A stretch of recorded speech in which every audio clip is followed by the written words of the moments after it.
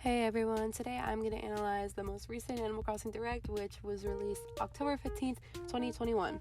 I wanted to do this for a variety of reasons, but the main being that Animal Crossing is one of my favorite series, and I wasn't really impressed with New Horizons.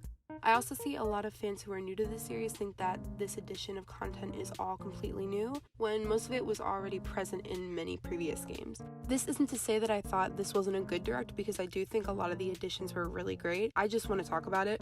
Also, during the writing of this script, I found out that there would be no more updates after this, and I think that it's very weird for this series to be done with so quickly, considering its massive success. So firstly, I'm going to go through all of the new things added to gameplay that were shown in the Direct, the biggest being Brewster. So I never really understood Nintendo's reasoning behind locking the cafe behind an update, especially when it's been present in every single game since its introduction in Wild World for the Nintendo DS. There's not really much more I can say that hasn't already been said by every other person online, but he's always been such a cool character and it was weird to not have him. I do think that inviting amiibo characters is a really neat addition, and I'm glad they kept NPCs visiting the cafe in-game. Cabin has been in the game since Population Growing, so this is another one I was kind of confused on why he wasn't just in the base game. I also wish that New Horizons would have implemented more multiplayer co-op on Captain's Island like they did in New Leaf. I feel like New Horizons is severely lacking with the multiplayer co-op options. And they let us invite 8 people to our island, so I feel like there should be more things added for us to do.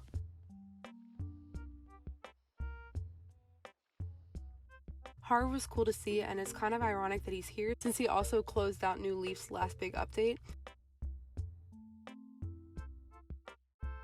I also was so excited to see Harriet have a role finally, because I was genuinely scared that she just wasn't going to make an appearance due to the new mirror functionalities.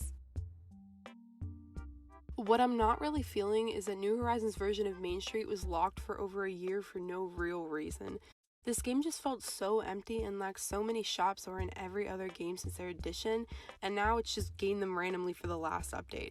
For comparison, New Leaf's Main Street was available in the base game, but players just needed to unlock the specific shops, and even City Folk had a plaza available with a variety of different shops. I'm grateful, but I just wish it was in the game to begin with, and that this update could have just been new content, or maybe shops that we had never seen before.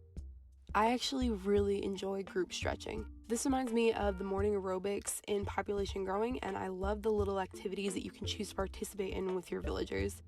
It's the things like this that add so much more charm to the gameplay, and I feel like a lot of that has been lost with New Horizons. Island ordinances were such a great thing in New Leaf, and I never understood why they took them out. Once again, I'm really glad that they're back in the game, but I'm not sure why it took so long. House exteriors, 10 bridges and inclines, exterior ABD, permanent ladders, extra hair, reactions, and Nook Mile furniture are all things that I would have liked to have seen in the base game, but I'm happy to see that they're in a free update. The Island Life app makes no sense to me because this game was released over a year ago and this is the last major update that's going to be made. It's cool, but I feel like now it's just kind of useless and no one's going to utilize something that otherwise would have been a nice addition if it was added in a timely manner. Cooking has been rumored to be in the game's file since summer 2020, so it's surprising to see it out this late, but I'm really glad it's here. You can purchase DIY recipes plus with your Nook mileage points, and as of right now there are only 4 recipes known, which includes flour, mushroom salad, a veggie sandwich, and minestrone soup. This also comes with the expansion of crops, and I say expansion because we've had pumpkins in game but they couldn't be harvested. I'm extremely excited to get into this section of gameplay. I always wanted Animal Crossing to have the option of farming and cooking.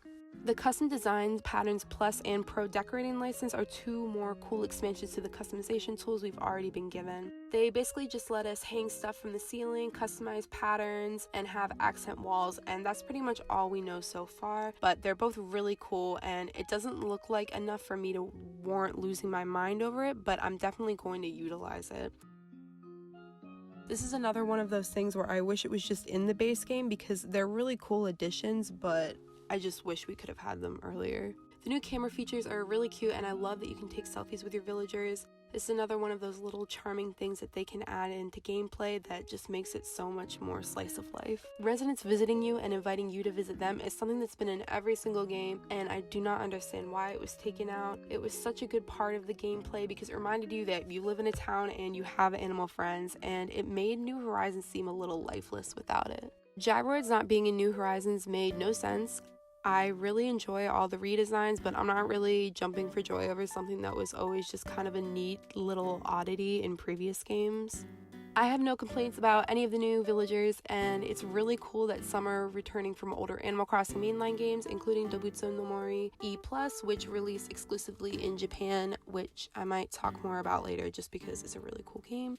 I knew that paid DLC was coming just looking at other games releasing on the Nintendo Switch right now. I'm not mad about it because I liked Happy Home Designer, but I wish New Horizons was a little more fleshed out before adding any paid add-ons. I'm sure Happy Home Paradise is going to be a nice addition to the game, but it just feels like a slap in the face to every Animal Crossing veteran who waited around for New Horizons to receive the same attention to detail as previous entries, only to find out that this is the last major free or paid DLC update to the game. I could make a whole other video on why that in itself is pretty upsetting given the waiting period between New Leaf and New Horizons and just how much content was missing, and maybe I will at some point. That was basically all I wanted to say, and that New Horizons could have been so much better. New Leaf was such a fleshed out game and it was so fun to play. It's so upsetting for this to be the final update to a game that broke so many records for the series. Anyways, next video is an in-depth look at Animal Crossing City Folk, the game that also kind of sucked.